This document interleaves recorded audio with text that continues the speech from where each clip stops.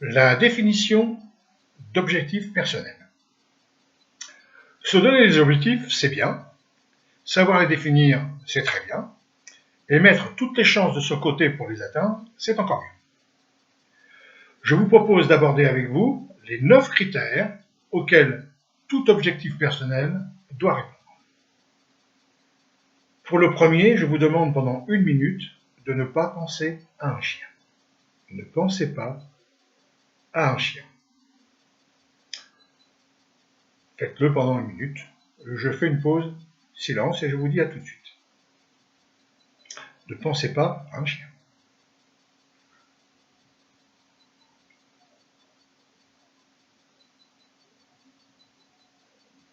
Bien. Regardons ensemble ce qui s'est passé.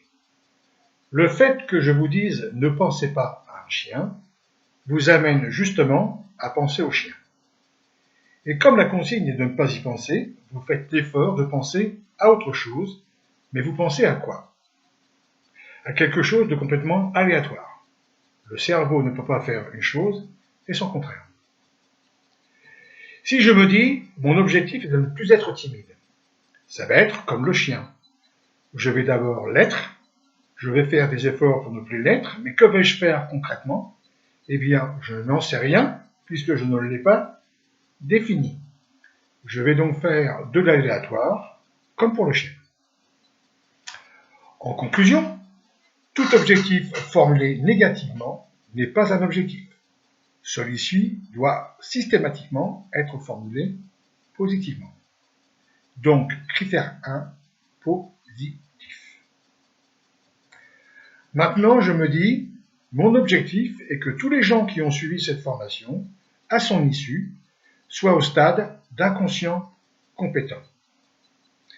Eh bien, le critère sous mon contrôle n'est pas respecté, car j'ai pris l'initiative de l'objectif, mais je ne suis pas le maître d'œuvre dans sa réalisation, puisque l'atteinte de l'objectif ne dépend que de moi.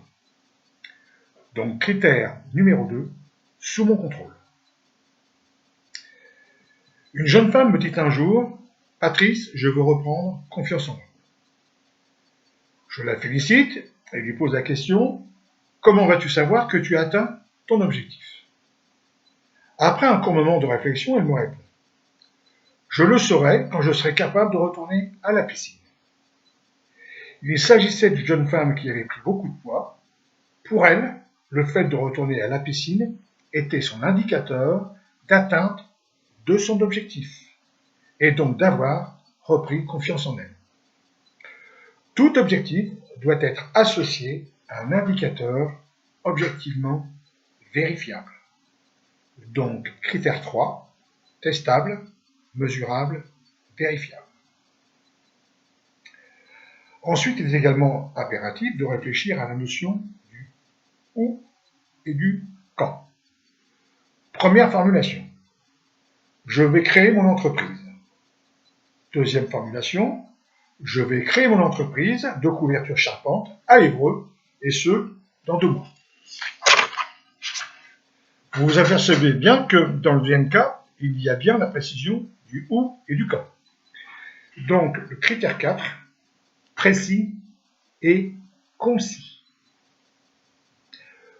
Je suis dans une situation difficile, je n'ai plus de ressources financières, et en désespoir de cause, je me dis, je vais braquer une banque. Il est évident, et c'est un exemple, bien sûr, que dans ce but, il y a de gros risques et que tout n'est pas forcément positif. Attention dans la définition de l'objectif à avoir bien pesé le pour et le contre, évaluer les risques et qu'il n'y a pas d'impact négatif dans sa réalisation.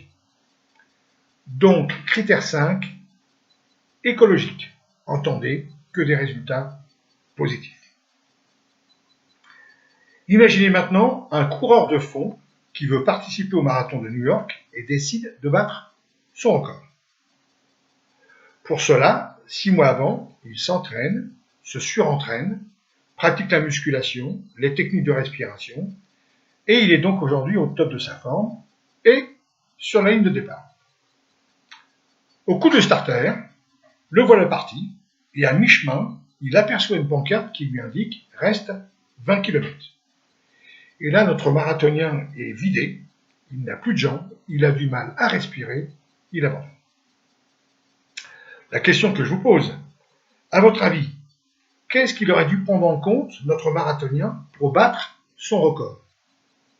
Ce qu'il avait déjà parcouru, ce qu'il restait à faire, la totalité, ou encore autre chose? Je vous laisse réfléchir.